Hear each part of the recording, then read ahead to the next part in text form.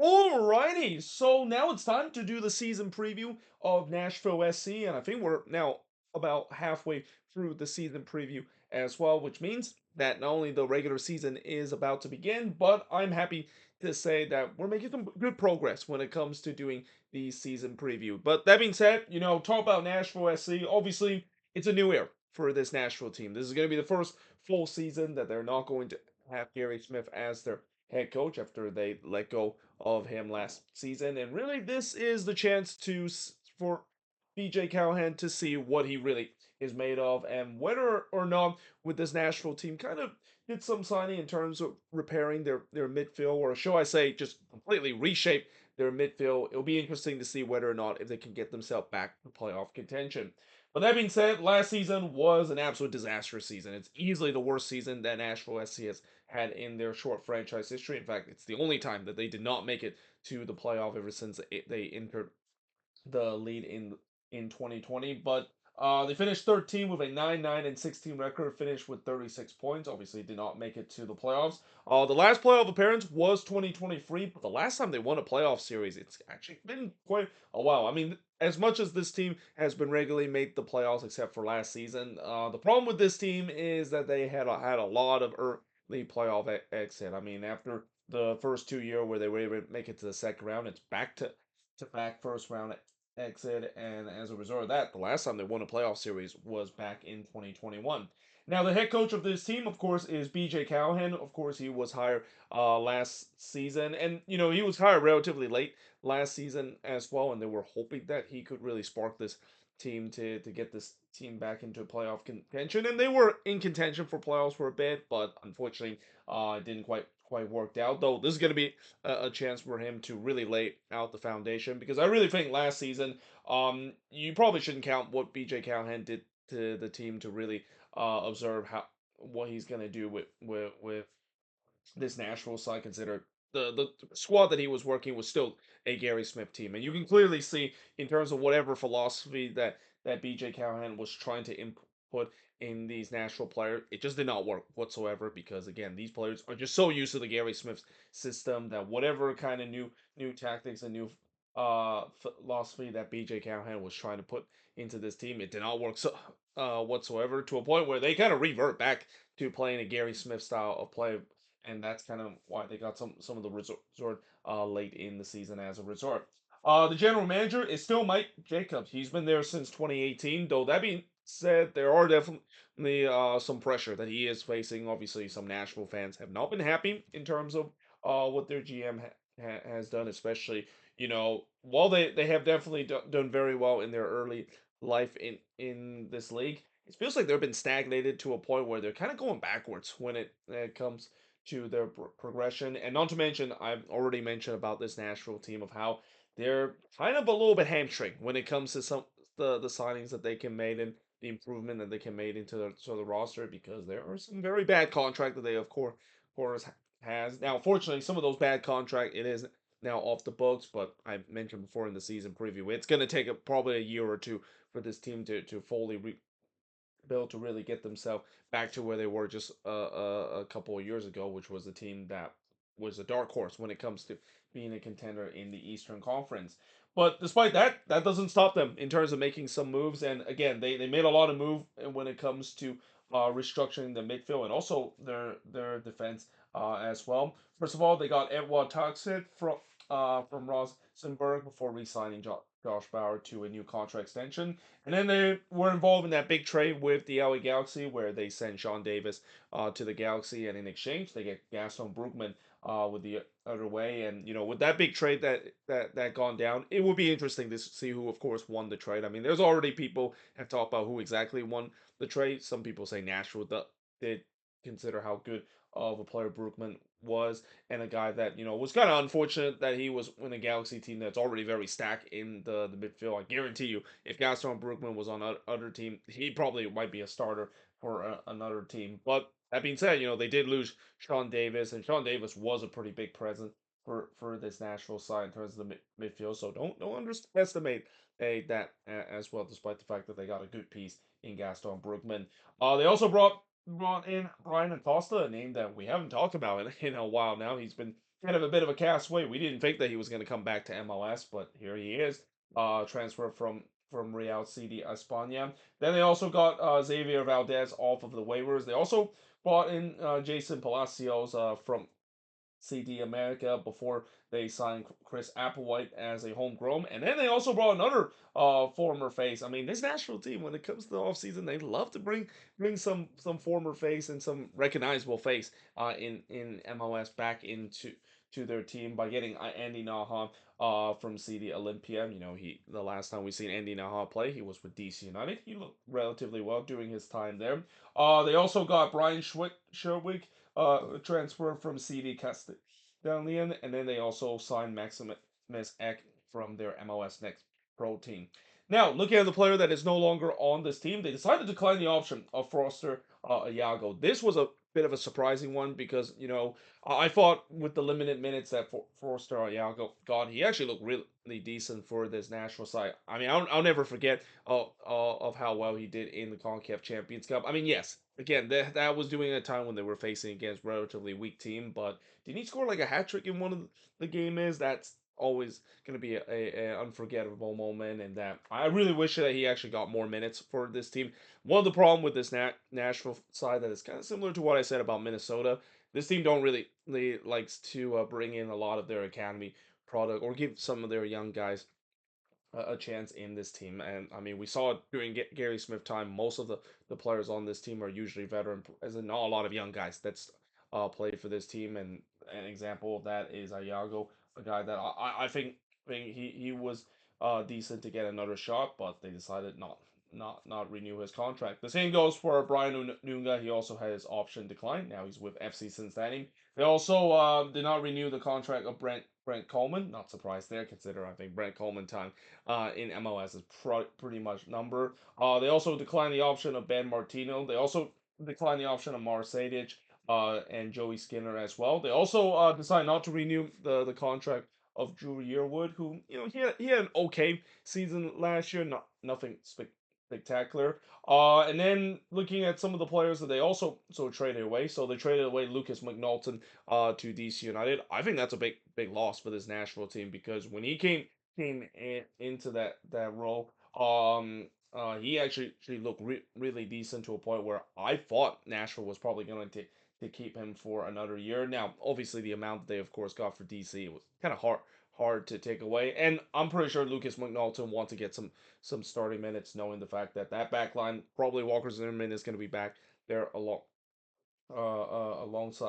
with oh god, I'm kind of blanking on who was the other center back. Oh, Jack Mayer. That seems like that's going to be the center back partnership once again. So there's really no room for Lucas McNulton in that role. More of a def piece, but yeah, you know, I think that's kind of the reason why they decided to trade to DC because he's a very decent player when he steps in, and it's a bit of a blow for this team, especially for the depth of this defense.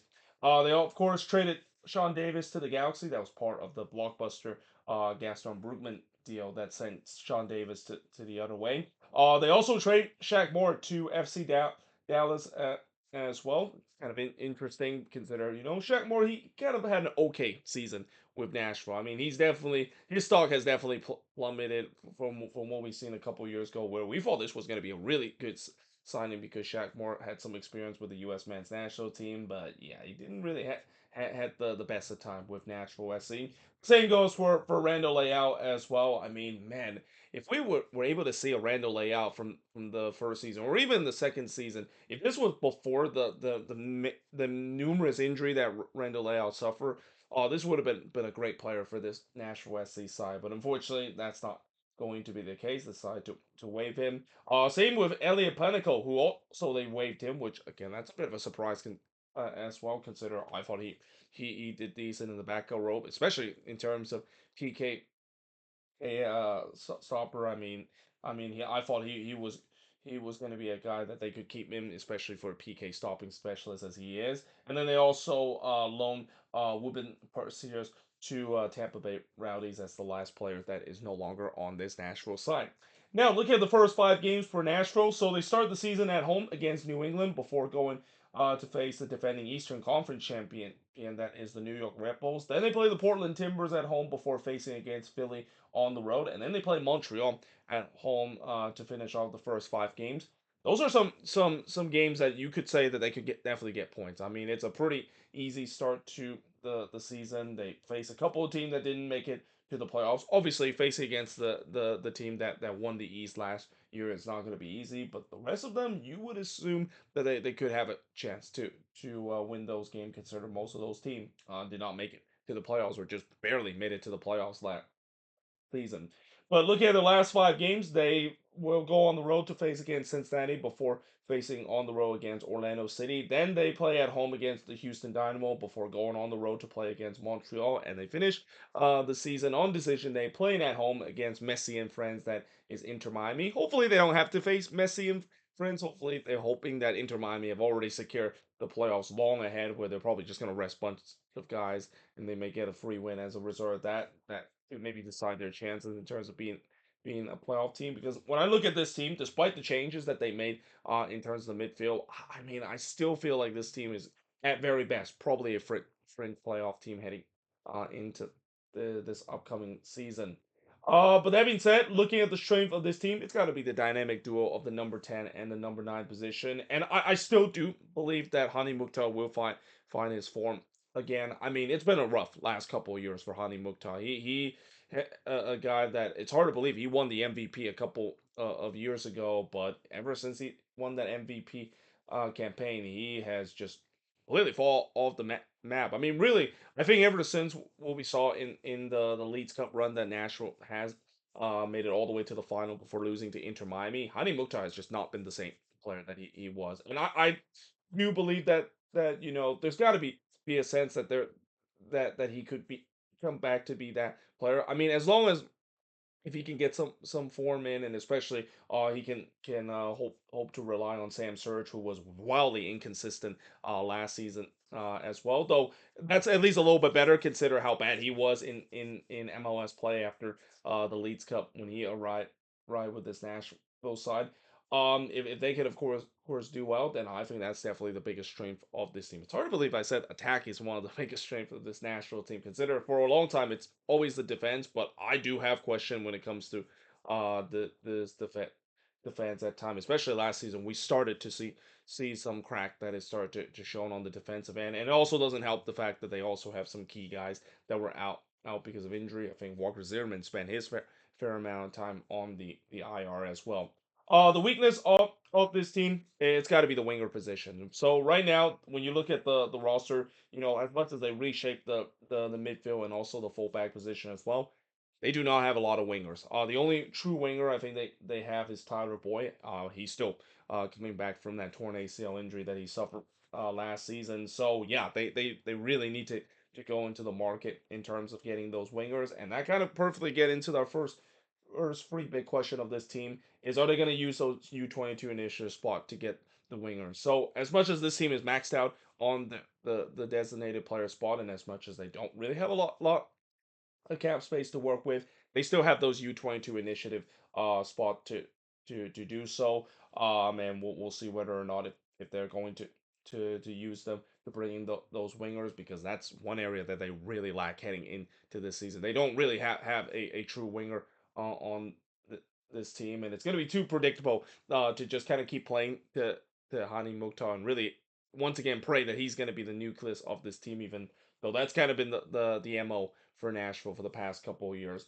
And then the second big question, obviously, it's got to be about the midfield. This reshape midfield, how is going to look? Are they going to look decent heading into this season? Obviously, bringing Gaston Brugman, as I mentioned, that's a huge signing for this team. But we'll see whether or not if he's going to play in a single pivot or even a double pivot. I'm assuming probably it's a double pivot. Consider they also brought in a couple more defensive midfielder help. In fact, they apparently did have a starting defense midfield and a U22 initiative signing in Patrick Yosbak. We'll see whether or not if he gets more minutes, because I'm pretty sure they definitely have some good option in the midfield spot and good amount of depth on this team, where there could be a competition of who exactly is going to be playing in the midfield for this team, both in the number 6 position and also the number 8.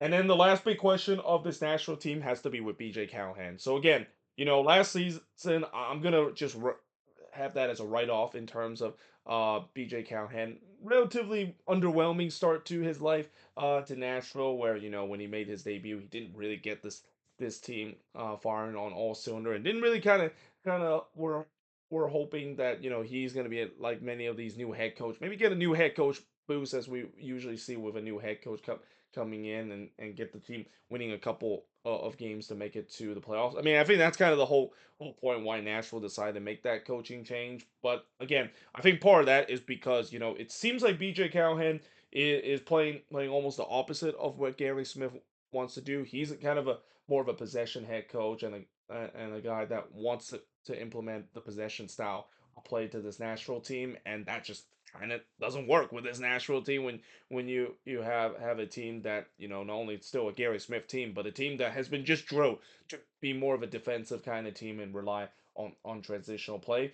Well, now that BJ Callahan at least had that learning experience, or at least have an off season to work with, and not to mention also this preseason to work with as well. Can he get that philosophy into this team? Can he drill the mind to this team to just simply don't have to always rely so heavily on the counter attack? I mean, I think that's kind of one thing that Nashville fans, as much as it's kind of exciting to see them play on the counter attack, it is pretty clear that kind of tactics just does not work with this team. Everybody pretty much have now know how to face against this Nashville team. All you have to do is just ask them to have the ball and see if they can break you down. And more times than not, when they have possession, they aren't able to do so. That is going to be something that they have to work on, because I think heading into this season, they can't afford to play that Gary Smith style of play and expect to win a lot of games. And that's kind of the reason why they brought BJ Callahan in the first place. They wanted him to implement that possession style of play, and at least have this team be more a possessional